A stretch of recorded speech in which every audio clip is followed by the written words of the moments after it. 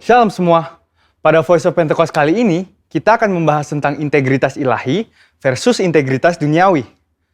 Hermann Göring adalah salah satu pemimpin militer dan politik yang sangat setia kepada Hitler pada masa Nazi Jerman.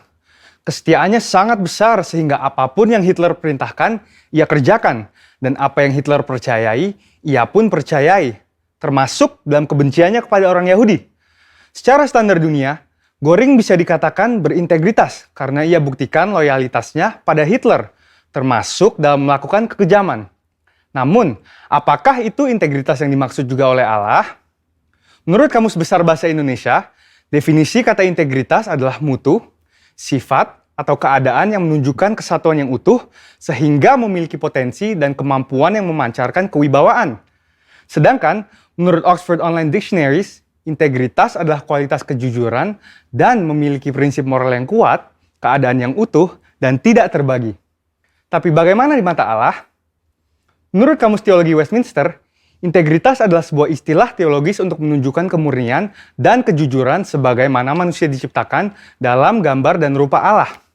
Dalam kamus tersebut juga dikatakan bahwa dalam konteks etika Kristen, integritas adalah ketaatan dalam prinsip dan karakter moral yang dibentuk oleh hati nurani Kristiani. Beberapa hal yang perlu digarisbawahi dari definisi integritas ini adalah bahwa seseorang dikatakan berintegritas jika gambar dan rupa Allah pulih di dalam hidupnya, dan juga bahwa integritas itu dibentuk oleh hati nurani Kristiani.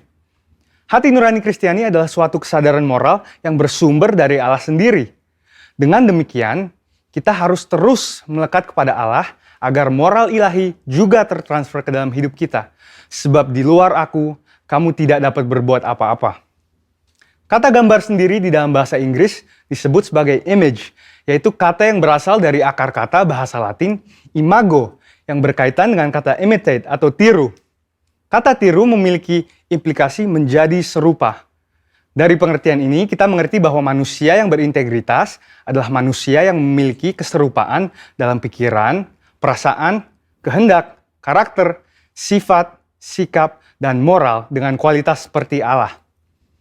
Berbicara tentang integritas ilahi, contoh terbaik di Alkitab tentang pribadi yang menunjukkan integritas ilahi yang sempurna tidak lain dan tidak bukan hanyalah Tuhan Yesus, the man of integrity. Salah satu contoh integritas ilahi yang ditunjukkan oleh Tuhan Yesus tercatat di dalam Yohanes 7 ayat 53 sampai dengan Yohanes 8 ayat 11, yaitu tentang seorang perempuan yang kedapatan berzina dan akan dilempari batu oleh para ahli Taurat. Di Yohanes 8 ayat 7 Yesus berkata, "Barang siapa di antara kamu tidak berdosa, hendaklah ia yang pertama melemparkan batu kepada perempuan itu." Perkataan itu adalah perkataan penuh hikmat yang menghargai kehidupan si perempuan sekaligus menegur para ahli Taurat yang hafal akan hukum Musa tetapi tidak mengerti esensi hukum tersebut, yang adalah kasih. Kita dapat mempelajari dua hal yang sangat penting dari integritas Tuhan Yesus. Pertama, murni. Artinya Yesus mengakui dosa si perempuan itu sesuai dengan hukum Musa.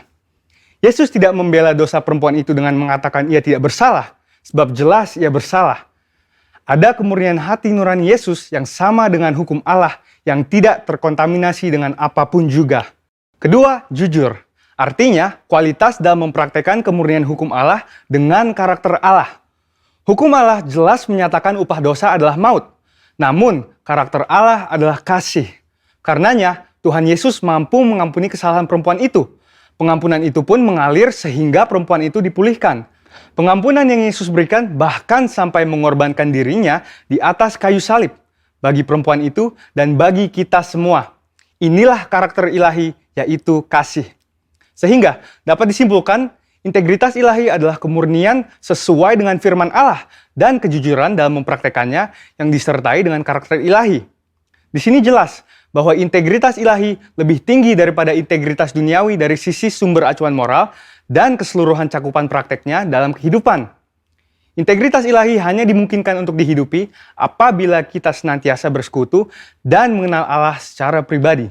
Saudara, untuk penjelasan lengkapnya dari tim teologi kami, silahkan cek link yang ada